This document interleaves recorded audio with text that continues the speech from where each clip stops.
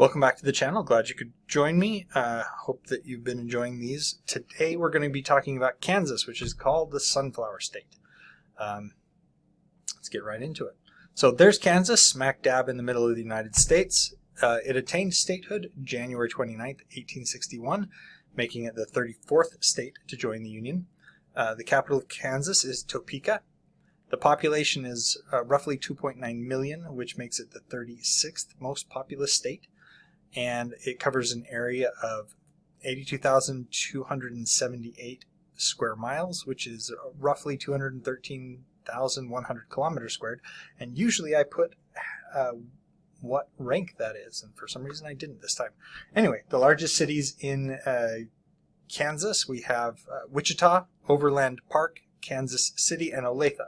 So again, we have a state whose capital is definitely not as important of a population center as some of the other cities in the state. Now, the name Kansas comes from the word Arkansas, which is an Algonquin term for the Quapaw people. The nickname for the state, sunflowers are native to the United States, native to North America, and they grow very well in Kansas. So it's the sunflower state. Now, the Spanish in 1541, they were the ones that first started exploring what would later become the Kansas region. Excuse me. Francisco Vasquez de Coronado came in. He was the first of the explorers to explore that territory. They controlled the territory from 1851 to about 1803 when the United States purchased most of the land from the French in the Louisiana Purchase. So it's interesting that, you know, part of that, it's weird. The United States gained control of it, but yeah. Part of the land still belonged to the Mexicans and would remain Mexican territory until the conclusion of the Mexican-American War. So yeah. The Spanish, interestingly enough, the Spanish were particular to promote good, peaceful relationships with the natives of the area. They were explorers mostly, and they didn't really settle the area. It wasn't until 1827, after the United States purchased that part of that territory, that that we had a permanent white settlement, or permanent settlement by white Americans. It was Fort Leavenworth. And then in 1854, after the conclusion of the Mexican-American War, we had the Kansas-Nebraska Act, which created the Kansas and Nebraska territories. Now, the Kansas territory went from present-day Kansas all the way out to Colorado. So it was much bigger than the state ended up being. In the pre-Civil War era, the first non-military establishment was Lawrence. So Lawrence, Kansas was established as the first non-military city in Kansas. And it was established by abolitionists to keep slavery from expanding past Missouri, which was interesting. So Missouri comes, a bunch of settlers from Missouri come in to kind of curtail the expansion of slavery. And so Arkansas sent their own people in to expand slavery into the state. And it caused guerrilla conflicts between the settlers at the time, between the pro and the pro-slavery faction and the abolitionists. Kansas was eventually admitted in 1860. I put that in here because it's right on my first slide. 1861. So 1861, Kansas gets admitted to the state. That gets admitted to the United States as a free state. Then the Civil War breaks out, and we have, in 1863, William Quantrill. He was a pro-slavery advocate, and he wanted to get in good with the Confederate Army. So he led a raid into Lawrence, Kansas, and killed around 200 people. The Confederacy, far from condoning his actions, condemned his actions. and refused to consider him as a possible officer in the Confederate Army. They actually branded him a mass murderer and rejected his application for a commission. After the Civil War, a lot of the freed slaves made their way into the Kansas area and started establishing their own cities and communities and whatnot.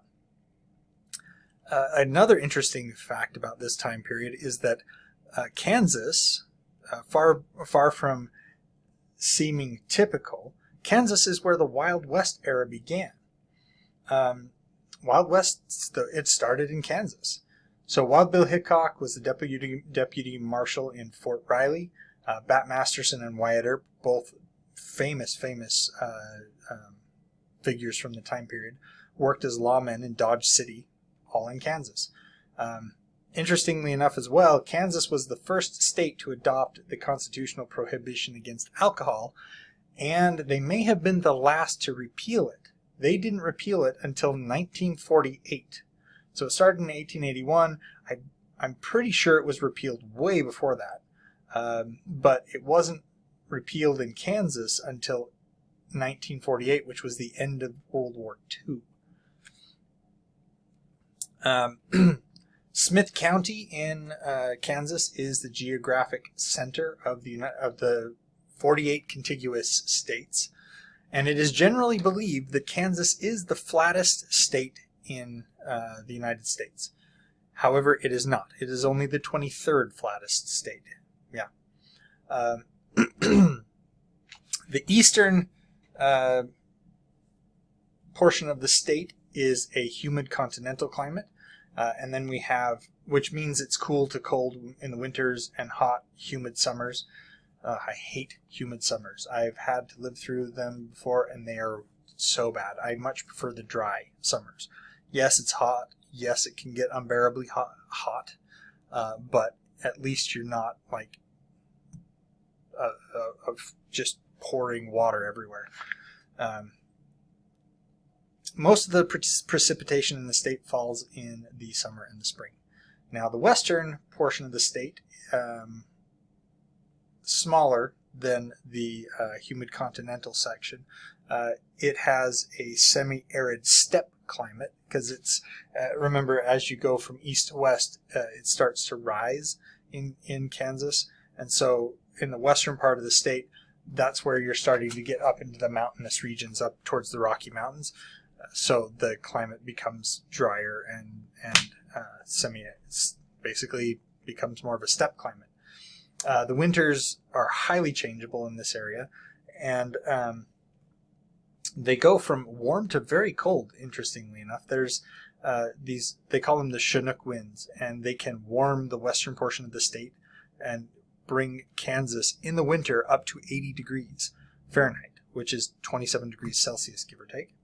And then they get about 16 inches of rain in the western region, which is about 410 millimeters. So not a lot of rain out in that area. The south central and southeastern portion of the state, including Wichita, have a humid subtropical climate. It means they're hot, humid summers, milder winters. They have more precipitation than elsewhere. And because Kansas is fairly, it's the 23rd flattest state, so these climates tend to blend. And so you can kind of find a little bit of everything all over the state. Kansas is also vulnerable to what are called supercell thunderstorms, which are the kind of thunderstorms which can produce tornadoes. So be careful in Kansas if you're going during the stormy season. In Kansas, the industries that are the biggest in the state, we have aviation, telecommunication, automotive, and food products. Sprint Aerosystems, Textron Aviation, Bombardier Aerospace, those are kind of the big ones for the aerospace, the aviation industry. Sprint Corporation is there as part of telecommunications. Then we have General Motors in automotive, and National Beef and Tyson Foods in the food product area. In tourism, once again, if you're interested in the Wild West, you might want to go to Kansas. The Boot Hill Museum, National Day of the Cowboy, is also celebrated. We have Dodge City Day, and Dodge City, interestingly enough, Chicago in the United States prides itself as being the Windy City. Well, Dodge City is even windier than Chicago. So, the Tallgrass Prairie National Preserve, they created this preserve to allow parts of the plain to kind of revert to the way it was before westward expansion. So if you're interested in kind of that pristine wildlife region, the Tallgrass Prairie National Preserve is what you're looking for. Now, if you're interested in daredevils and stuntmen, you have the Evel Knievel Museum. Evel Knievel, probably one of the most well-known stuntmen and daredevils in the business. I believe he's retired at the moment, but the Evel Knievel Museum's there in Kansas. We also have Monument Rocks, which is some natural formations. There's also the Chalk Pyramids, which are there kind of in that Monument Rocks area. As you're driving through Kansas, you might see what they call you might actually be able to see these, because Kansas is, as I said before, it's pretty flat, so it's pretty easy to see long distances. There's the 44-foot tall Keeper of the Plains steel statue. There's a plaza where the Big and Little Arkansas rivers merge, and that land is sacred to the Native Americans, and they built this plaza that commemorates the history and the role of the Native Americans in the area. And as you're there, you can go to the Mid-American All-Indian Center to find out more about that. They have an event they call the Ring of Fire. It takes place nightly for 15 minutes, and the times obviously change depending on when you come. But yeah. Then you have the Kansas Speedway. It's a very huge draw for the NASCAR crowd. They have 200 motorsports events throughout the year that they host there. Again, part of the NASCAR circuit goes through that area. I know that in Europe, the Formula One is really, really popular. That's kind of the equivalent thing we've got here in the United States is the NASCAR. There's a lot you can do with the NASCAR. They have pre-race passes, garage experience. They even have, they call the Richard Petty driving experience, which allows you to drive a race car around the track there. So yeah, pretty interesting. Another kind of really cool thing about NASCAR is that NASCAR was born because of Prohibition. When Prohibition came, there were a lot of people who were smuggling alcohol into the United States, and they got really, really good at evading the police. They would soup up their cars to make them go, they would make them so that they could outrace the police. And then they would get really good at driving. And after Prohibition, they didn't need these people anymore, but they were good race car drivers. So NASCAR was kind of born from moonshining and the Prohibition. So, yeah. The fans of The Wizard of Oz can enjoy the Oz Museum in Wamego. It's got, Yellow Brick Road exhibits. It's got more than 2,000 artifacts on display from the movie, the books, everything Wizard of Oz is at the Oz Museum. You can travel 650 feet underground to an active salt mine. That's the Stratica experience there. You can go down and see the Permian Sea deposits and the Salt Mine Express train ride, guided tour. There's a lot to do funnily enough, with a salt museum, with a salt mine. So yeah, salt safari tours, sea salt formations, then we have the Museum of World Treasures. You can look at Egyptian mummies, ancient civilizations, the conquistadors, battlefields of the world wars. There's all sorts of stuff there. It's got more than 3,000 artifacts on 3 floors. Yeah. Then they have a lot of state parks for hiking and other, camping, hiking, fishing, boating, all that other stuff. Canopolis Lake, El Dorado, Cross Timbers, Turtle Creek, Cheney, Kaw River, campgrounds, Lake Scott, Cedar Bluff. There's a ton to do in Kansas. Whoa, too far. Okay, Kansas trivia. This is, again, my favorite portion of this little talk. We have the world's largest easel. Yes, the world's largest easel is in Kansas. I don't know. Yeah. Kansas is home to over 800 caves. So if you're a spelunker, you just like to explore caves, there you go. Kansas is where you go. Pizza Hut, White Castle, and Icy all started in Kansas. So yeah. White Castle, kind of famous back east. There was the Harold and Kumar movie, Harold and Kumar Go to White Castle. Yeah, that is White Castle hamburgers that started there in Kansas.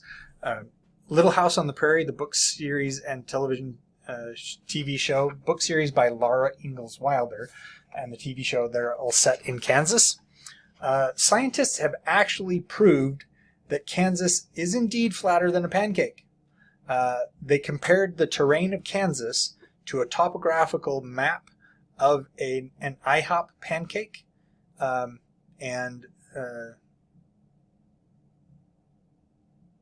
yeah, and I just realized that I have a couple of discrepancies here. I should have gotten it the first time through, but Kansas is not the 23rd flattest state. Kansas is the 6th flattest state. Allow me to correct myself. I have that here. So they did this flatter than a pancake thing, and they found that there are 6 states that are flatter than Kansas. So Kansas is not the 23rd flattest state. It's the 6th flattest state. I don't know why I got that screwed up there. Must be a discrepancy. Okay. There is a church, the First United Methodist Church in Hutchinson, Kansas. It was built in 1874. There was a grasshopper plague in Kansas, and it says it's a church made of grasshoppers. It's not made of grasshoppers. A lot of the grasshoppers ended up in the church foundations during construction, and yeah, they're still there. So at least part of the church is made of grasshoppers. Helicopters were invented in Kansas, and the first enhanced Fujita Scale 5 tornado was recorded in Kansas. That's EF5. And 95% of Greensburg was destroyed as a result of that particular tornado. Okay. If you are sports fans, the Kansas City Chiefs from the NFL play in Kansas, and the Kansas City Royals, if you're a baseball fan. No other state produces more wheat than Kansas. It is illegal to shoot rabbits. Let me rephrase that. You can shoot rabbits. You just can't shoot them while you're in a boat. If you're in a motorboat. No word on rowboats or paddle boats. Probably you can, just not from a motorboat. I don't know. It makes no sense to me. Apparently there was an epidemic of people shooting rabbits from motorboats, and so they outlawed it in Kansas. I mean, it could be dangerous. You know, you're shooting from a boat and somebody on shore gets hit. But anyway, there are 27 creeks in Kansas called Walnut Creek. It is illegal to hunt whales in Kansas. Again, Kansas is landlocked. There's no way there's a whale getting into Kansas. So I don't know why Kansas decided it was important to outlaw whaling in Kansas. but you cannot hunt whales in Kansas. No, don't do it. In Topeka, it's against... let me back up again real quick. There are no national parks in Kansas. There are state parks, no national parks. So it's on a kind of on a different level. We have the national park system, and then there's state parks and stuff like that. So no national parks in Kansas. In Topeka, it's against the law to scream in a haunted house or to sing or whistle at night if you're walking in the streets. Again, somebody had it out for somebody at that point in time. Yeah. And it's not on here, but I put it on my notes. Snowball fights are technically illegal in Topeka as well. So don't snowball fight. It's against the law. Some lawmaker probably got pelted by a snowball at one point and just decided, hey, we're gonna ban snowball fights. Anyway, sometimes what they get up to. Anyway, that's it for today. Hope you enjoyed the trip through Kansas. Kentucky is our next stop in the States. And if you have questions or comments, please leave them down below. Like, subscribe, put the bell on so you get notified when I come out with new videos, and have fun.